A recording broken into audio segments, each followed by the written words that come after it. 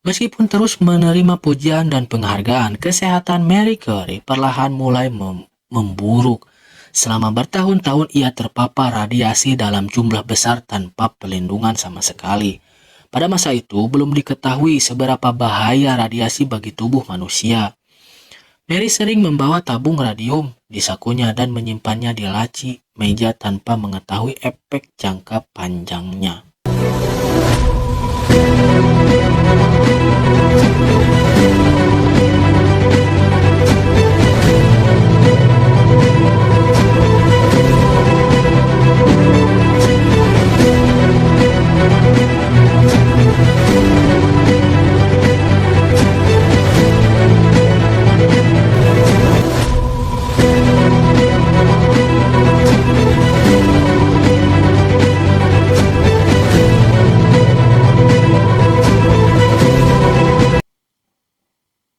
Selamat datang di Zona Mang Aseng.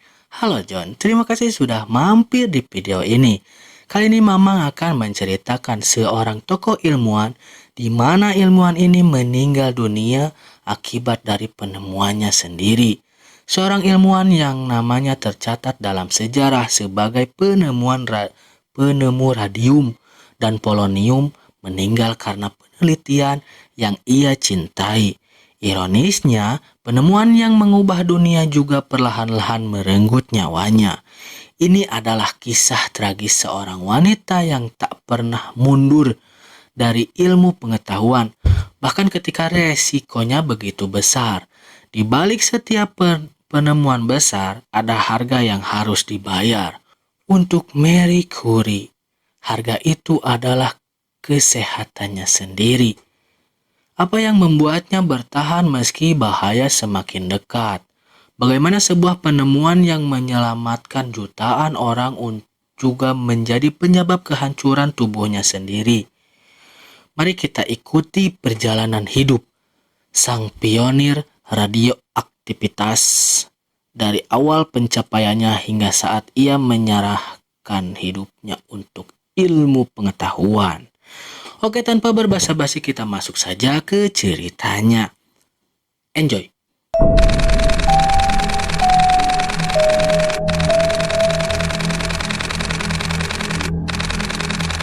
Marie Curie lahir dengan nama lengkap Maria Salomea Sklodowska pada 7 November 1867 di Warsawa, Polandia, yang saat itu masih berada di bawah kependudukan Kekaisaran Rusia.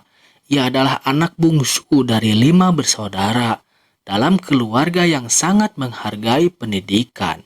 Ayahnya Władysław Sklodowski adalah seorang guru fisika dan matematika, sementara ibunya Bronisława Boguska adalah kepala sekolah dan pendidik. Maria sudah diperkenalkan dengan ilmu pengetahuan melalui ayahnya yang kerap membawa pulang peralatan laboratorium dari sekolah tempatnya mengajar.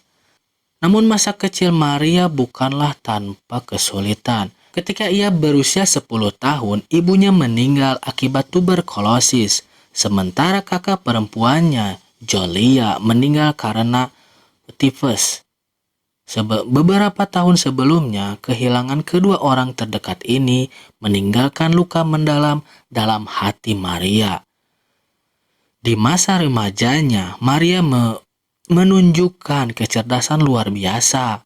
Namun, meski ia adalah salah satu siswa terbaik di sekolahnya, jalan menuju pendidikan tinggi bagi seorang perempuan di Polandia yang sangat itu dikuasai oleh Rusia sangatlah sulit.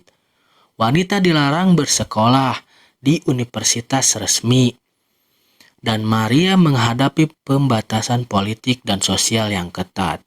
Meski demikian, Maria tidak menyerah. Ia bergabung dengan Universitas Terbang, sebuah sekolah bawah tanah yang mengajarkan ilmu pengetahuan kepada para pemuda dan pemudi Polandia secara rahasia. Disinilah ia mulai mengasah kemampuannya dalam fisika dan matematika. Namun, Impian Maria untuk meraih pendidikan formal yang lebih tinggi tidak dapat tercapai di Polandia. Dan pada akhirnya, pada tahun 1891, Maria memutuskan untuk mengikuti jejak kakaknya Bronislawa yang telah pindah ke Paris untuk mengajukan studi kedokterannya. Dengan tekad kuat dan cita-cita besar, Maria meninggalkan Polandia untuk menuju Perancis. Di Paris ia mengganti namanya menjadi Mary dan mendaftar di Universitas Sorbonne, salah satu universitas paling bergengsi di dunia. Namun kehidupan di Paris tidaklah mudah bagi Mary. Ia tiba di sana dengan bekal keuangan yang sangat sedikit. Ia tinggal di sebuah kamar loteng yang sempit dan dingin tanpa pemanas.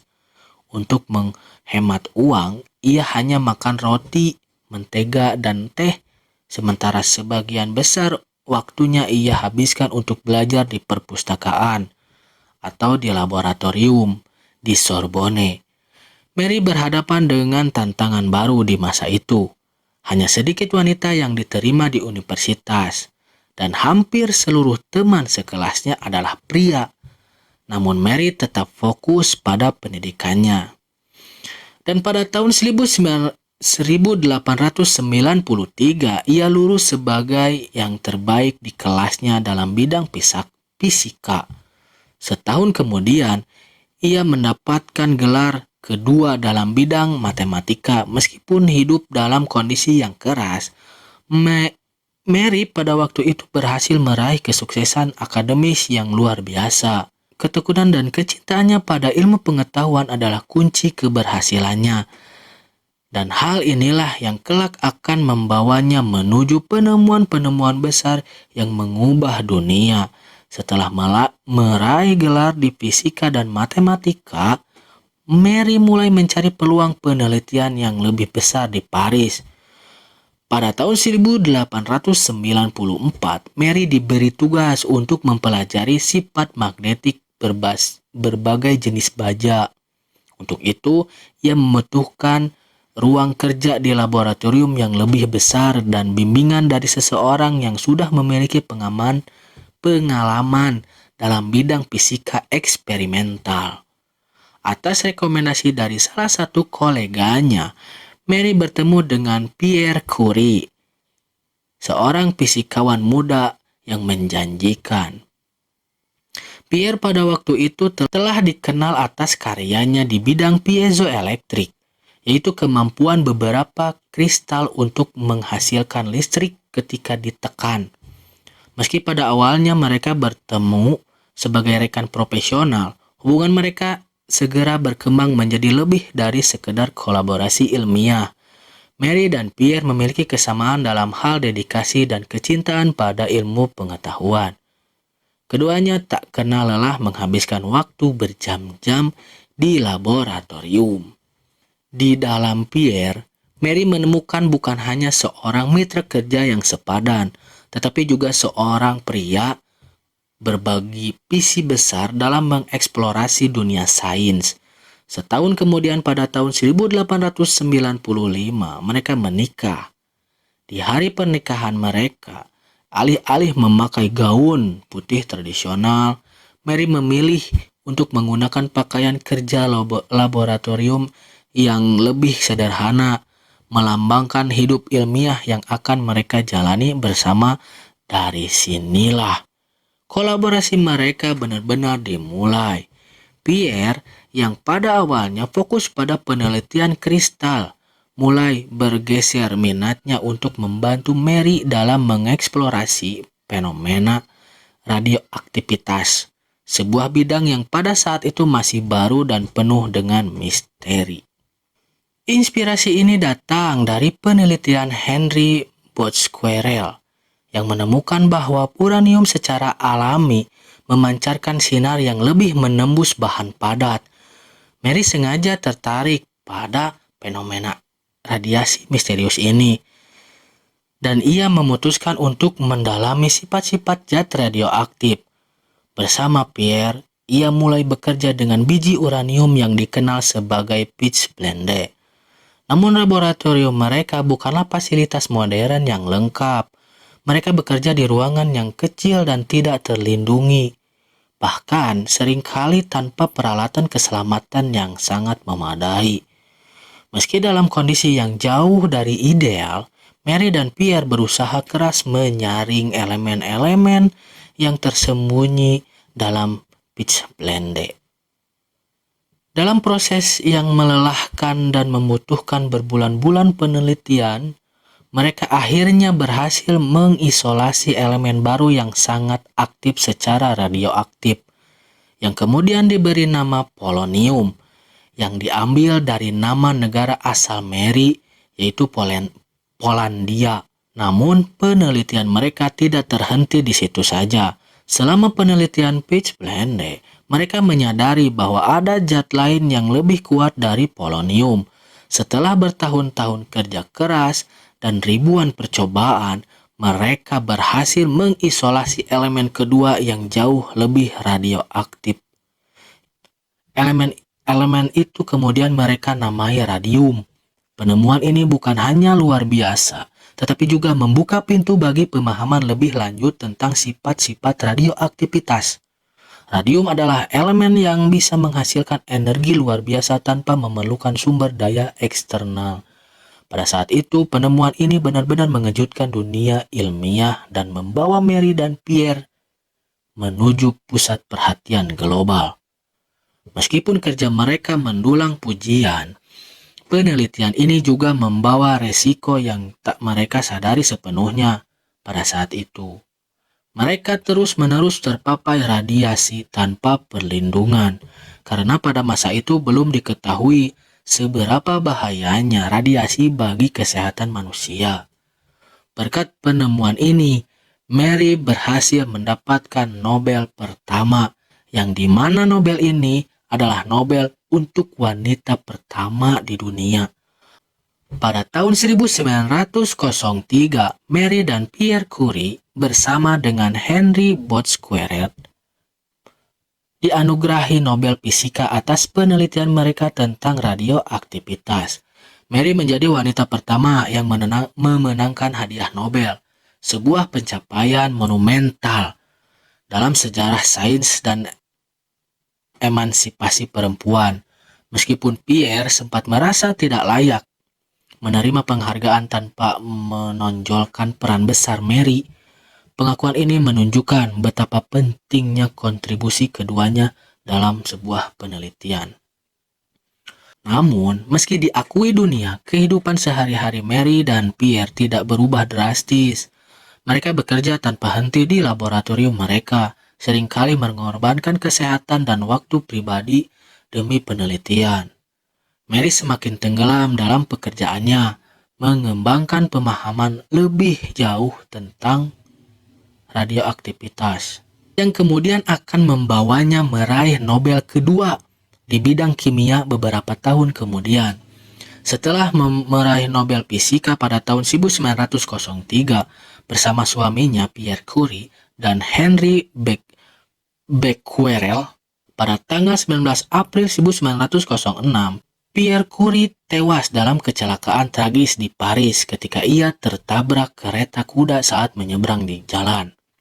Kematian Pierre merupakan pukulan berat bagi Mary, yang kehilangan mitra ilmiah sekaligus belahan jiwanya. Meskipun dilanda duka mendalam, Mary Curie tidak membiarkan kehilangan ini menghentikan. Sebaliknya, ia terus melanjutkan pekerjaan yang telah dimulai bersama Pierre.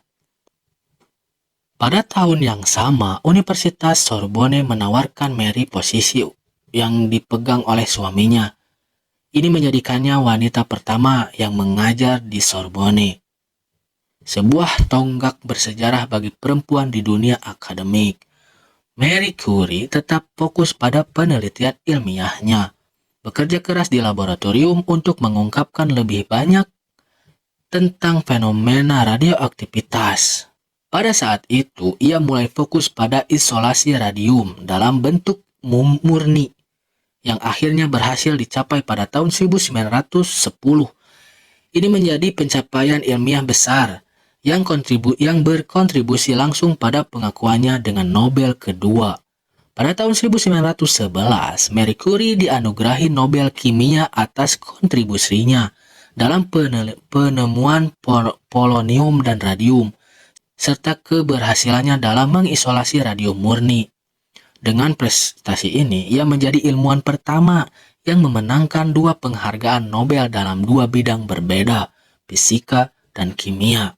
Namun, di balik penghargaan bergengsi ini, Marie juga menghadapi badai kontroversi pribadi.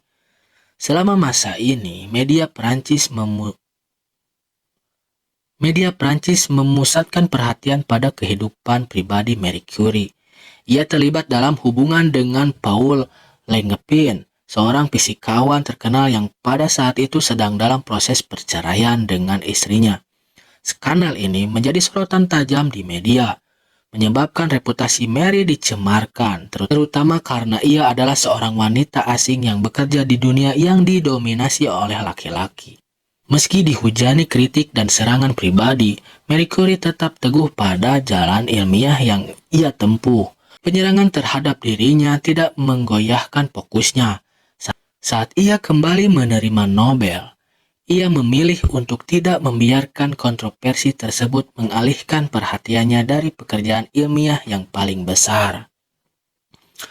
Dan ketika Perang Dunia ke-1 pecah pada tahun 1914, Marie Curie memutuskan untuk mengabadikan pengetahuannya pada perang. Namun bukan melalui senjata, melainkan melalui ilmu pengetahuan. Ia mengembangkan unit radiografi portable yang digunakan untuk di medan perang, untuk membantu dokter militer menemukan peluru dan pecahan bom dalam tubuh para tentara yang terluka. Ini adalah bentuk teknologi awal dari X-ray yang dikembangkan Maria dan timnya. Bersama putrinya, Irene Curie, Maria melatih banyak wanita muda untuk mengoperasikan mesin X-ray di garis depan selama perang. Unit radiografi ini menyelamatkan ribuan nyawa tentara dengan membantu dokter bekerja dengan lebih akurat dan cepat. Pengabdian Marie selama Perang Dunia ke-1 membuatnya dikenal sebagai pelopor dalam penggunaan teknologi medis di medan perang. Marie Curie mendanai sebagian besar proyek radiografi ini dari kantong pribadinya, bahkan melelang medali Nobel miliknya untuk mendukung upaya perang. Semangat pengorbanannya ini tidak hanya tercermin dalam sains, tetapi juga dalam pelayanannya kepada kemanusiaan. Setelah perang, Marie Curie kembali ke laboratoriumnya dan terus memajukan penelitian dalam bidang radioaktivitas. Ia mendirikan Institut Radium di Paris pada tahun 1914 yang menjadi salah satu pusat penelitian radioaktif terkemuka di dunia.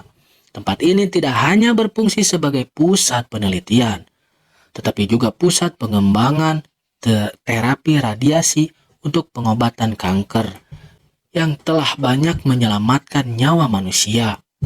Marie Curie juga mendapat pengakuan internasional yang terus bertambah. Ia melakukan perjalanan ke Amerika Serikat pada tahun 1921 untuk mengumpulkan dana bagi penelitiannya. Di sana, ia disambut dengan antusias oleh Presiden Warren G. Harding dan masyarakat pada umumnya, yang mengaguminya sebagai salah satu wanita paling berpengaruh di bidang sains. Meskipun terus menerima pujian dan penghargaan, kesehatan Marie Curie perlahan mulai memburuk. Selama bertahun-tahun ia terpapar radiasi dalam jumlah besar tanpa perlindungan sama sekali. Pada masa itu belum diketahui seberapa bahaya radiasi bagi tubuh manusia. Marie sering membawa tabung radium di sakunya dan menyimpannya di laci meja tanpa mengetahui efek jangka panjangnya. Akibat dari paparan radiasi yang berlebihan, Marie akhirnya menderita aplastik anemia, penyakit yang menghancurkan sel darah putih dan menyebabkan kegagalan sumsum tulang.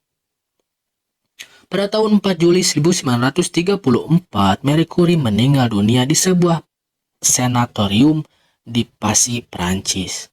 Pada usia 66 tahun, meskipun Marie Curie meninggal karena penemuan yang ia cintai, Warisannya dalam dunia sains dan kemanusiaan terus hidup. Ia adalah pelopor penelitian radioaktivitas yang membuka jalan bagi banyak perkembangan ilmiah penting, termasuk terapi radiasi untuk pengobatan kanker. Namanya kini diabadikan dalam sejarah, menjadi simbol dari ketekunan, dedikasi, dan pengorbanan dalam ilmu pengetahuan. Hingga hari ini, Marie Curie tetap menjadi satu-satunya orang yang memenangkan 2 Nobel dalam 2 bidang ilmu yang berbeda. Namanya diabadikan dalam berbagai institusi ilmiah dan bahkan menjadi nama elemen ke-96 dalam tabel periodik kurikulum. Sebuah warisan yang abadi untuk seorang wanita yang tidak hanya mengubah dunia sains, tetapi juga mengubah cara kita memahami dunia. Kisah Marie Curie adalah bukti nyata tentang kekuatan, ketekunan, kecerdasan, dan semangat yang tak pernah padam. Dari masa kecilnya di Polandia yang masih dijajah, hingga menjadi wanita pertama yang memenangkan 2 hadiah Nobel, Marie menunjukkan bahwa batasan yang diciptakan oleh masyarakat atau keadaan hanyalah tantangan yang bisa diatasi dengan tekad yang kuat. Warisan Marie Curie tidak hanya terletak pada penemuan radium dan polonium atau penghargaan yang diraihnya. Warisan sejatinya adalah keberanian untuk menentang norma, meruntuhkan balasan, dan membuka jalan bagi generasi ilmuwan selanjutnya, terutama para wanita, untuk mengejar ilmu tanpa rasa takut. Marie Curie meninggalkan kita dengan pemahaman baru tentang dunia atom dan radiasi. Namun, lebih dari itu, ia mengajarkan kita bahwa ilmu pengetahuan adalah perjalanan tanpa akhir. Perjalanan yang harus ditempuh dengan dedikasi, keberanian, dan yang terpenting dengan hati. Meski hidupnya berakhir akibat penemuan yang ia kejar, cahaya dari kerja keras dan penemuannya akan terus menerangi dunia selamanya. Marie Curie bukan hanya ilmuwan, dia adalah simbol dari harapan dan ketekunan yang hidup melalui penemuannya. Sampai hari ini, namanya terus beresonansi, menginspirasi jutaan orang untuk berani bermimpi lebih besar dan bekerja tanpa kenal lelah untuk mewujudkannya. Oke, John, segitu dulu cerita hari ini. Bagian mana yang menurut kalian menarik atau ada bagian yang masih kurang, kalian bisa tambahkan saja di kolom komentar. Like video ini kalau kalian suka, share dan subscribe agar channel ini terus berkembang. Juga nyalakan lonceng notifikasinya agar gak ketinggalan kalau Mamang upload video. Besok kita cerita lagi, John. Terima kasih dan sampai jumpa.